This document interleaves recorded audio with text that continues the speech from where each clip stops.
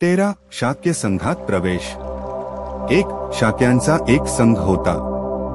वयाची 20 वर्षे झाल्यावर प्रत्येक शाक्य तरुणाला संघाची दीक्षा घ्यावी लागत असे व संघाचे सभासद व्हावे लागे। 2 सिद्धार्थ गौतमाला 20 वर्षे पूर्ण झाली होती।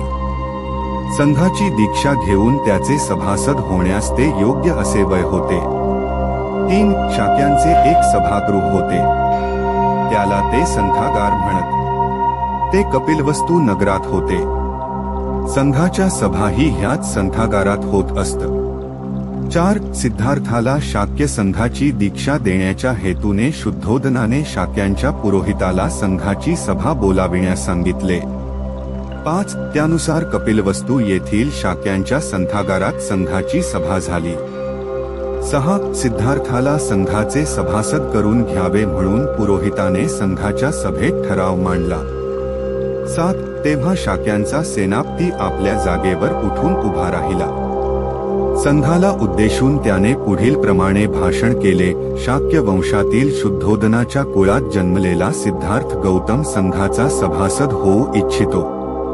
त्याचे वय 20 वर्षांचे असून तो सर्व दृष्टीने ह्या संघाचा सदस्य होण्यास पात्र आहे, म्हणून त्याला ह्या संघाचे सदस्य करून घ्यावे असे मी सुचवितो। माझी अशी प्रार्थना आहे की या प्रस्तावाच्या विरुद्ध असणाऱ्यांनी आपले मत व्यक्त करावे।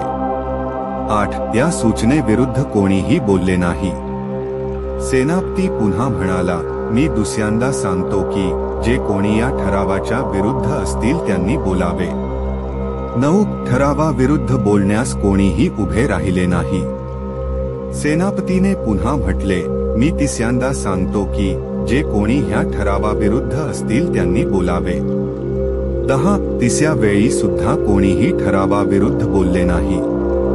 11 शाक्यांचा असा नियम होता की एखाद्या ठरावाशिवाय त्यांच्या संघात कोणतीही चर्चा होऊ शकत नव्हती व कोणताही ठराव 3 वेळा संमत झाल्याखेरीज तो संमत झाला असे जाहीर करता येत नव्हते। 12 सेनापतीने मांडलेला ठराव 3 वेळा बिनविरोध संमत झाल्यामुळे सिद्धार्थाचा शाक्य संघात अंतर्भाव करून तो संघाचा सदस्य झाल्याचे जाहीर करण्यात आले। 13 तदनंतर शाक्यांचा पुरोहित उभा राहिला व त्याने सिद्धार्थाला आपल्या जागी उभे राहाव्यास सांगितले। 14 सिद्धार्थाला उद्देशून तो म्हणाला, तुला सभासद करून घेऊन संघाने तुझा बहुमान केला हे तू मानतोस ना? होय महाराज, सिद्धार्थ उत्तरला। 15 संघाच्या सभासदत्वाची बंधने तुला ठाऊक आहेत काय? नाही महाराज, पण ती जाणून घेतल्याने मी सुखी होईन, सिद्धार्थ म्हणाला। 16 पुरोहिताने म्हटले, प्रथम तुला मी संघाच्या सभासदाची कर्तव्ये काय आहेत ती सांगतो असे म्हणून तो पुरोहित त्याला संघाच्या सभासदाचे एक एक कर्तव्य सांगू लागला। 1 तू संघाच्या हितसंबंधांचे संरक्षण तन्मनधनपूर्वक केले पाहिजे। 2 संघाच्या सभांमधून तू कधीही गैरहजर राहता कामा नये। 3 कोणत्याही शाक्याच्या वर्तनात तुला दिसून येणारे दोष तू कोणत्याही प्रकारची भीती किंवा भीड बाळगता उघडपणे बोलून दाखविले पाहिले। 4 तुझ्यावर कोणी दोषारोप ठेवला तर तू रागावून जाता कामा नये, परंतु तू जर अपराधी असशील तर तू तसे कबूल केले पाहिजे, अथवा निरपराधी असशील तर तू तसे सांगितले पाहिजे। 17 पुरोहित पुढे म्हणाला, यानंतर मी तुला संघाच्या सभासदत्वाला तू अपात्र कसा ठरू शकशील ते सांगतो। 1 तू बलात्कार केल्यास सभासद राहू शकणार नाहीस। 2 तू कोणाचा खून केल्यास संघाचा सभासद राहू शकणार नाहीस। 3 तू चोरी केलीस तर संघाचा सभासद राहू शकणार नाहीस। 4 तू खोटी साक्ष दिल्याचा तुझ्यावर आरोप सिद्ध झाला तर तू संघाचा सभासद राहू शकणार नाहीस। 18 सिद्धार्थाने म्हटले, महाराज, शाक्य संघाच्या शिस्तपालनाचे नियम मला सांगितल्याबद्दल मी आपला कृतज्ञ आहे। मी त्या नियमांचे त्यांच्या शब्द व आशासहित पालन करण्याचा अधिकाधिक प्रयत्न करीन अशी मी आपणास खात्री देतो। 14 संघाशी संघर्ष। 1 सिद्धार्थाला शाक्य संघाचा सभासद करून घेतल्यानंतर 8 वर्षे लोटली। 2. संघाचा तो एकनिष्ठ व बाणेदार असा सभासद होता. स्वतःच्या खासगी कामात तो जेवढे लक्ष देत असे तेवढेच लक्ष तो संघाच्या कार्यात घालीत असे. संघाचा सभासद म्हणून त्याचे वर्तन आदर्श असे होते व त्यामुळे तो सर्वांना प्रिय झाला होता. 3. तो संघाचा सभासद झाल्यापासून 8व्या वर्षी एक अशी घटना घडली की जी शुद्धोदनाच्या कुटुंबाच्या बाबतीत एक दुर्घटना व सिद्धार्थाच्या जीवनातील आणीबाणीची स्थिती ठरली. 4. या दुःखांतिकेचा आरंभ असा आहे. 5. शाक्यांच्या राज्याच्या सीमेला लागून कोलियांचे राज्य होते. रोहिणी नदीमुळे ही दोन्ही राज्ये विभागली गेली होती. 6. रोहिणी नदीचे पाणी शाक्य व कोलिय हे दोघेही आपापल्या शेतीकरिता वापरीत होते. रोहिणी नदीचे पाणी प्रथम कोणी व किती घ्यावे याबद्दल प्रत्येक सुगीच्या हंगामात त्यांचा वाद होत असे. या वादाची परिणती भांडणात व काही प्रसंगी मारामारीतही होत असे. 7. सिद्धार्थाच्या वयाला 28 वर्षे झाली. त्या वर्षी शाक्यांच्या व कोलियांच्या सेवकांत नदीच्या पाण्यावरून फार मोठा संघर्ष झाला. दोन्ही बाजूंच्या लोकांना दुखापती झाल्या. 8. जेव्हा या संघर्षाची माहिती शाक्य व कोलिय यांना मिळाली तेव्हा हा प्रश्न आता युद्धानेच कायमचा निकालात काढावा असे त्यांना वाटले. 9. म्हणून शाक्यांच्या सेनापतीने कोलियांशी युद्ध पुकारण्याच्या प्रश्नावर विचार करण्यासाठी शाक्य संघाचे अधिवेशन बोलाविले. 10. संघाच्या सभादांना उद्देशून सेनापती म्हणाला, आपल्या लोकांवर कोलियांनी हल्ला केला असून त्यात आपल्या लोकांना माघार घ्यावी लागली आहे. अशा प्रकारच्या आक्रमणाची कृत्ये यापूर्वी अनेक वेळा कोलियांकडून घडलेली आहेत. आम्ही ती आजपर्यंत सहन केली आहे, पण यापुढे हे चालू देणे शक्य नाही. हे थांबलेच पाहिजे आणि हे थांबविण्याचा एकच मार्ग म्हणजे कोलियांच्या विरुद्ध युद्ध पुकारणे हाच होय. कोलियांच्या विरुद्ध संघाने युद्ध पुकारावे असा मी ठराव मांडतो. ज्यांचा विरोध असेल त्यांनी बोलावे. 11. सिद्धार्थ गौतम आपल्या जागी उभा राहिला आणि म्हणाला, या ठरावाला माझा विरोध आहे. युद्धाने कोणताही प्रश्न सुटत नाही. युद्ध करून आपला हेतू सफल होणार नाही. त्यामुळे दुसऱ्या युद्धाची बीजे रोवली जातील. जो दुसऱ्याची हत्या करतो त्याला त्याची हत्या करणारा दुसरा भेटतो. जो दुसऱ्याला जिंकतो त्याला जिंकणारा दुसरा भेटतो. जो दुसऱ्याला लुबाडतो त्याला लुबाडणारा दुसरा भेटतो. 12. सिद्धार्थ गौतम पुढे म्हणाला, संघाने कोलियांच्या विरुद्ध युद्धाची घोषणा करण्याची घाई करू नये असे मला वाटते. प्रथम दोष कोणाचा याची खात्री करून घेण्यासाठी काळजीपूर्वक चौकशी केली पाहिजे. आपल्याही लोकांनी आक्रमण केले असल्याचे मी ऐकतो. हे जर खरे असेल तर आपण सुद्धा निर्दोष नाहीत हे सिद्ध होते. 13. सेनापतीने उत्तर दिले, होय, आपल्या लोकांनी अतिक्रमण केले, तथापि आपण हे विसरता कामा नये की प्रथम पाणी घेण्याची ती पाळी आपलीच होती. 14. सिद्धार्थ गौतम म्हणाला, यावरून स्पष्ट होते की आपण दोषांपासून पूर्णपणे मुक्त नाही. म्हणून मी असे सुचवितो की आपण आपल्यातून 2 माणसे निवडावी व कोलियांना त्यांच्यापैकी 2 माणसे निवडाव्यास सांगावे आणि या चौघांनी मिळून 5वा मनुष्य निवडून घ्यावा आणि या 5 जणांनी हे भांडण मिटवावे. 15. सिद्धार्थ गौतमाच्या सूचनेला अनुमोदनही मिळाले, परंतु सेनापतीने या सूचनेला विरोध केला. तो म्हणाला, माझी खात्री आहे की कोलियांचा हा उपद्रव जोपर्यंत त्यांना कडक शासन केले जात नाही तोपर्यंत थांबणार नाही. 16. यामुळे मूळ ठराव व त्याला सुचविलेली दुरुस्ती मतास टाकावी लागली. सिद्धार्थ गौतमाने सुचविलेली दुरुस्ती प्रथम मतास टाकण्यात आली. ती बहुसंख्याच्या मताधिक्याने अमान्य झाल्याचे जाहीर करण्यात आले. 17. सेनापतीने त्यानंतर आपला स्वतःचा प्रस्ताव मतास टाकला. त्या प्रस्तावाला विरोध करण्यासाठी सिद्धार्थ गौतम पुन्हा उभा राहिला. तो म्हणाला, हा प्रस्ताव मान्य करू नये अशी मी संघाला विनंती करतो. शाक्य आणि कोलिय यांचा निकटचा संबंध आहे. त्यांनी परस्परांचा नाश करणे हे शहाणपणाचे ठरणार नाही. 18. सिद्धार्थ गौतमाचे म्हणणे सेनापतीने खोडून काढले. त्याने जोर देऊन सांगितले की क्षत्रिय लोक युद्धात आपला आणि परका असा भेद करू शकत नाही. आपल्या राज्याकरिता त्यांनी आपल्या सख्या भावाशी देखील लढले पाहिजे. 19. यज्ञयाग करणे हा ब्राह्मणांचा धर्म आहे, युद्ध करणे हा क्षत्रियांचा धर्म आहे, व्यापार करणे हा वैश्यांचा धर्म आहे, तर सेवा चाकरी करणे हा शूद्रांचा धर्म आहे. प्रत्येक वर्णाला आपला धर्म पालन करण्यात पुण्य आहे. हीच आपल्या शास्त्रांची आज्ञा आहे. 20. सिद्धार्थाने उत्तर दिले, धर्म याचा अर्थ मी असा समजतो की वैराने वैर शमत नाही, वैरावर प्रेमानेच मात करता येते. 21. अस्वस्थ होऊन सेनापती म्हणाला, या तत्वज्ञानाच्या चर्चेत शिरण्याची काही आवश्यकता नाही. मुख्य मुद्दा हा आहे की सिद्धार्थाचा माझ्या प्रस्तावाला विरोध आहे. यासंबंधी संघाचे काय म्हणणे आहे हे हा प्रस्ताव मतास टाकून याची खात्री करून घेऊया. 22. त्यानुसार सेनापतीने आपला प्रस्ताव मतास टाकला. फार मोठ्या बहुमताने तो संमत झाल्याचे घोषित करण्यात आले. 15. देशत्यागाची तयारी. 1.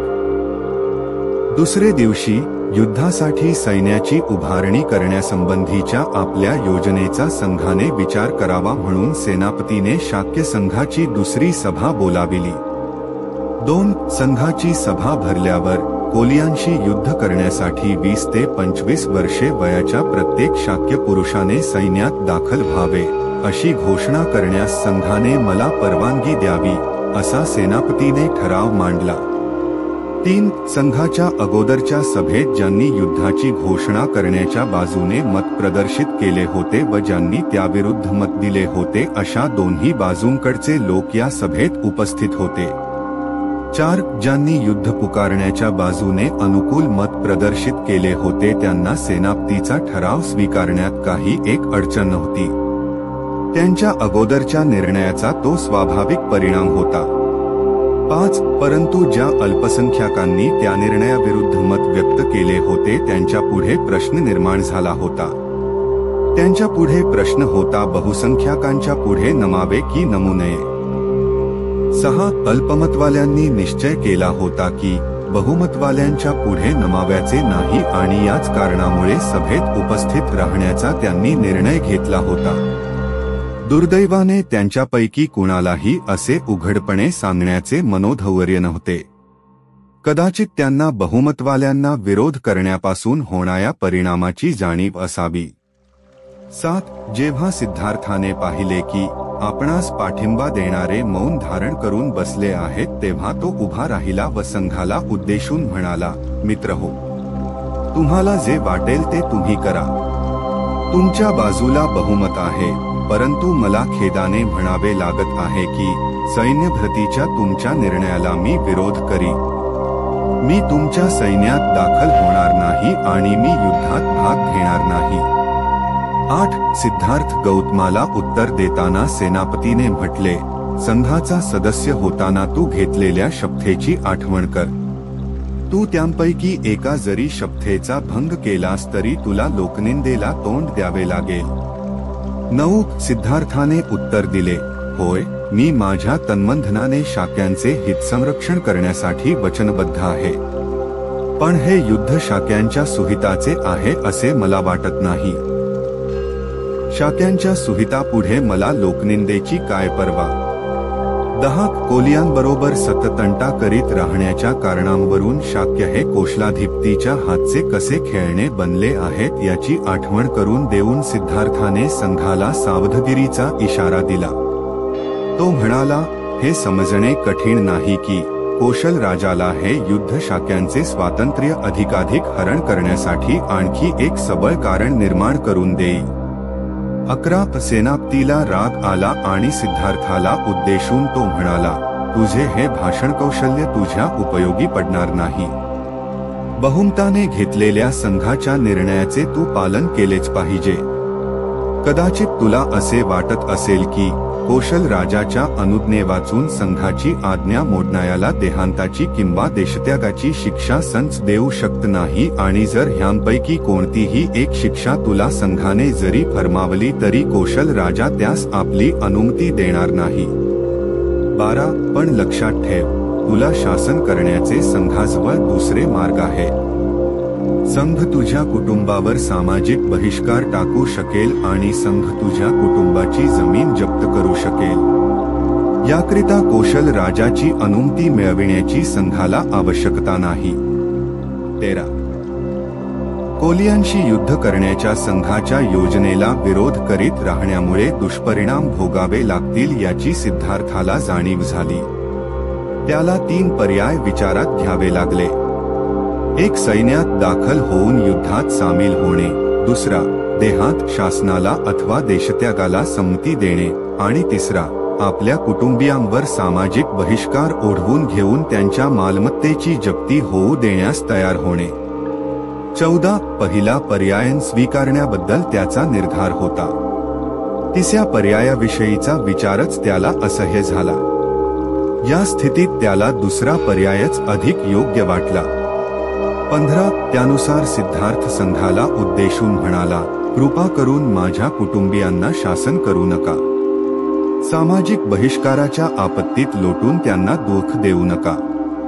त्यांच्या उपजीविकेचे एकमेव साधन असलेली त्यांची शेती हिरावून घेऊन त्यांची उपासमार करू नका. ते निरपराध आहे. अपराधी मीच आहे. माझ्या अपराधाची शिक्षा मला एकट्यालाच भोगू द्या. मला देहांताची वा देशत्यागाची यांपैकी तुम्हाला योग्य वाटेल ती शिक्षा द्या, ती मी खुशीने स्वीकारी. याविषयी कौशलाधिपतीकडे मी मुळीच याचना करणार नाही याचे मी आपणास अभिवचन देतो. 16. मार्ग सापडला परिवर्जा. 1. सेनापती म्हणाला, तुझे म्हणणे मान्य करणे कठीण आहे. कारण जरी तू देहांताची किंवा देशत्यागाची शिक्षा भोगण्यास स्वेच्छेने तयार झालास तरी हो गोष्ट कौशलाधिपतीस समजणारच आणि तो असाच निष्कर्ष काढील की ही शिक्षा संघानेच दिली आहे आणि त्यामुळे तो संघाला जाब विचारील. 2. सिद्धार्थ गौतम म्हणाला, हीच जर अडचण असेल तर मी एक मार्ग सुचवितो. मी परिव्राजक होतो आणि हा देश सोडून जातो. तो एक प्रकारचा देशत्यागच होय. 3. सेनापतीला वाटले की हा एक चांगला मार्ग आहे. तथापि सिद्धार्थाला हा मार्ग कृतीत उतरविता येईल किंवा काय याबद्दल त्याला अद्यापही शंका होती. 4. म्हणून सेनापतीने सिद्धार्थाला विचारले, तुझ्या आईवडिलांची आणि पत्नीची संमती घेतल्यावाचून तुला परिव्राजक कसे होता येईल? 5. आपण त्यांची संमती मिळविण्याचा आटोकाट प्रयत्न करू, असे सिद्धार्थाने त्याला अभिवचन दिले आणि तो म्हणाला, त्याची संमती मिळोवान मिळो, हा देश त्वरित सोडून जाण्याचे मी तुम्हाला वचन देतो. 6. सिद्धार्थाने सुचविलेला मार्ग हाच या बिकट समस्येतून सुटण्याचा उत्तम मार्ग आहे असे संघाला वाटले आणि त्याने तो मान्य केला. 7. सभेचे कार्य संपल्यानंतर संघसभा विसर्जित होण्यापूर्वीच एक तरुण शाक्य आपल्या जागेवर उठून उभा राहिला आणि म्हणाला, कृपा करून माझं म्हणणं ऐका, मला काही महत्वाची गोष्ट सांगाव्याची आहे. 8. बोलण्याची परवानगी मिळाल्यावर तो म्हणाला, सिद्धार्थ गौतम आपले वचन पाळील आणि त्वरित देशत्याग करील याबद्दल मला शंका नाही. तथापि एक प्रश्न आहे की ज्याच्यामुळे माझे समाधान होत नाही. 9. आता ज्या अर्थी सिद्धार्थ येथून लवकरच दृष्टिआड होणार आहे त्या अर्थी कोलियाम विरुद्ध युद्धाची घोषणा ताबडतोब करण्याचा संघाचा विचार आहे काय? 10. या प्रश्नाचा संघाने अधिक विचार करावा अशी माझी इच्छा आहे. काहीही झाले तरी सिद्धार्थ गौतमाच्या देशत्यागाची माहिती कौशलाधिपतीला कळणारच आहे. जर कोलियां विरुद्ध शाक्यांनी इतक्यात युद्ध पुकारले तर कोलियांशी युद्ध करण्याच्या विरुद्ध सिद्धार्थ असल्यामुळेच त्याला देशत्याग करावा लागला असे कौशलाधिपतीला वाटेल. हे आमच्या दृष्टीने चांगले ठरणार नाही. 11. म्हणून मी पुन्हा सुचवितो की सिद्धार्थ गौतमाचा देशत्याग व कोलियांशी प्रत्यक्ष युद्धाचा प्रारंभ यांच्यात काही काळ जाऊ द्यावा, म्हणजे कोशलाधिपतीला या दोन घटनांमध्ये संबंध जोडण्यास वाव मिळणार नाही. 12 संघाला पटले की ही फारच महत्वाची सूचना आहे आणि तात्कालिक निर्णयाच्या दृष्टीने ही सूचना स्वीकारण्याचे संघाने मान्य केले. 13 अशा प्रकारे शाक्य संघाची ही दुःख पर्यवसायी सभा संपली आणि ज्यांचा युद्धाला विरोध होता परंतु तसे सांगण्याचे ज्यांना धैर्य नव्हते अशा अल्पसंख्य सदस्यांनी या भयानक परिणामाच्या आपत्तीतून पार पडल्याबद्दल सुटकेचा निःश्वास सोडला. 17 निरोप. 1 शाक्य संघाच्या सभेत जे काही घडले त्याचा वृत्तांत. सिद्धार्थ गौतम घरी परतण्यापूर्वी बराच वेळ अगोदर राजवाड्यात पोहोचला होता. 2 कारण घरी परतताच सिद्धार्थ गौतमाने पाहिले की त्याचे मातापिता रडत आहेत व ते फार दुःखमग्न झाले आहे. 3 शुद्धोदन म्हणाला, आम्ही युद्धाच्या दुष्परिणामाची चर्चा करीत होतो, पण त्या थरापर्यंत जाशील हे मला कधीच वाटले नाही. 4 सिद्धार्थने उत्तर दिले, मला सुद्धा गोष्टी या थराला जाऊन पोहोचतील असे वाटले नव्हते. शांततेच्या समर्थनासाठी माझ्या युक्तिवादाने मी शाक्यांची मने वळवू शकेन अशी मला आशा होती. 5 दुर्दैवाने आपल्या सेनाधिकायाने आपल्या लोकांच्या भावना अशा काही चेतविल्या होत्या की माझ्या म्हणण्याचा त्यांच्यावर काही एक परिणाम झाला नाही. 6 तथापि मी परिस्थितीला अधिक बिघडण्यापासून कसे सावरून धरले हे आपल्या लक्षात आले असेलच. सत्य आणि न्याय यांपासून मी परावृत्त झालो नाही आणि सत्याचा आणि न्यायाचा मी पुरस्कार केल्यामुळे जी काही शिक्षा करण्यात येणार होती ती मी माझ्या स्वतःवरच ओढवून घेण्यात यशस्वी झालो. 7 शुद्धोदनाचे या योगाने समाधान झाले नाही. तो म्हणाला, आमचे काय होणार याचा तू विचारच केला नाहीस, पण मी याच कारणामुळे परिव्राजक होण्याचे स्वीकारले. सिद्धार्थाने उत्तर दिले, शाक्यांनी जर तुमची जमीन जप्त करण्याची आज्ञा दिली असती तर त्याचा काय दुष्परिणाम झाला असता याचा तर आपण विचार करा. 8 पण तुझ्याशिवाय आम्हाला या जमिनीचा काय उपयोग आहे. शुद्धोदन आक्रंदून म्हणाला, सगळ्या कुटुंबानेच हा शाक्यांचा देश सोडून तुझ्याबरोबर अज्ञातवासात का जाऊ नये. 9 रडत असलेली प्रजापती गौतमी शुद्धोदनाच्या म्हणण्याला साथ देत म्हणाली, हेच बरोबर आहे. तू आम्हाला अशा स्थितीत टाकून एकटा कसा जाऊ शकतोस. 10 सिद्धार्थ म्हणाला, आई तू क्षत्रियाची माता आहेस हे तू आजपर्यंत नाही का सांगत आलीस. हे खरे नाही का. मग तू धैर्य धरले पाहिजेस. हा दुःखावेग तुला शोभत नाही. मी रणांगणावर जाऊन मेलो असतो तर तू काय केले असतेस. तू अशीच रडत बसली असतीस काय. 11 नाही. गौतमी उत्तरली, ते मरण क्षत्रियाला साजेसे झाले असते, पण तू आता अरण्यात जात आहेस. लोकांपासून अगदी दूर हिंस्त्र पशूच्या सोबत राहण्याकरिता जात आहेस. आम्ही इथे शांततेने कसे राहणार. मी तुला सांगते, तू आम्हाला तुझ्या सोबत घेऊन चल. 12 मी तुम्हा सर्वांना कसा काय बरोबर नेऊ. नंद अगदीच लहान मूल आहे. माझा पुत्र राहुल नुकताच जन्मला आहे. त्यांना येथे ठेवून तू येऊ शकतेस काय. सिद्धार्थाने गौतमीला विचारले. 13 याने गौतमीचे समाधान झाले नाही. तिचे म्हणणे होते की आपण सर्वजण शाक्यांचा देश सोडून कोशलाधिपतीच्या संरक्षणाखाली राहण्याकरिता कोशल देशात जाऊन राहू शकू. 14 पण आई सर्व शाक्यजन काय म्हणतील. सिद्धार्थाने प्रश्न केला, याला ते देशद्रोह नाही का समजणार. शिवाय माझ्या परिवर्जेचे कारण कोशलाधिपतीला समजेल असे मी वाचेने वा कृतीने काहीही करणार नाही असे मी वचन दिले आहे. 15 मला अरण्यात एकट्यालाच राहावे लागेल हे खरे आहे, पण यात कुठले श्रेयस्कर. अरण्यात राहणे की कोलियांच्या हत्येत सहभागी होणे. 16 पण ही घाई कशाला. शुद्धोदन मध्येच म्हणाला. शाक्य संघाने काही काळ युद्धाचा दिवस स्थगित करण्याचा निर्णय घेतला आहे. 17 कदाचित युद्ध सुरूच होणार नाही. मग तू परिवर्जा का स्थगित करू नये. कदाचित तुला शाक्यात राहण्याकरिता संघाकडून अनुज्ञा मिळण्याचेही शक्य आहे. 18 सिद्धार्थाला ही कल्पना रुचली नाही. तो म्हणाला, मी परिवर्जा घेण्याचे वचन दिल्यामुळेच तर संघाने कोलियांच्या विरुद्ध युद्ध करण्याचे स्थगित केले आहे. 19 मी परिवर्जा घेतल्यानंतर युद्धाची घोषणा मागे घेण्यास संघाला उद्युक्त करणे शक्य आहे. हे सर्व मी प्रथम परिवर्जा घेण्यावर अवलंबून आहे. 20 मी वचन दिले आहे आणि ते मी पुरे केलेच पाहिजे. वचनभंगाचे परिणाम आपणाला व शांततेच्या पक्षाला दोघांनाही भयानक ठरतील. 21 आई, आता माझ्या मार्गात आड येऊ नकोस. मला आज्ञा दे आणि तुझे आशीर्वाद दे. जे घडत आहे ते चांगल्यासाठीच घडत आहे. 22 गौतमी व शुद्धोदन स्तब्ध राहिले. 23 सिद्धार्थ यशोधरेच्या महालात गेला. तिला पाहून तो स्तब्ध उभा राहिला. काय बोलावे व कसे बोलावे हे त्याला सुचेनासे झाले. यशोधरेनेच स्तब्धता भंग केली. ती म्हणाली, कपिलवस्तू येथे संघाच्या सभेत काय घडले ते सर्व मला समजले आहे. 24 सिद्धार्थाने विचारले, यशोधरा मला सांग, परिवर्जा घेण्याच्या माझ्या निश्चयाबद्दल तुला काय वाटते?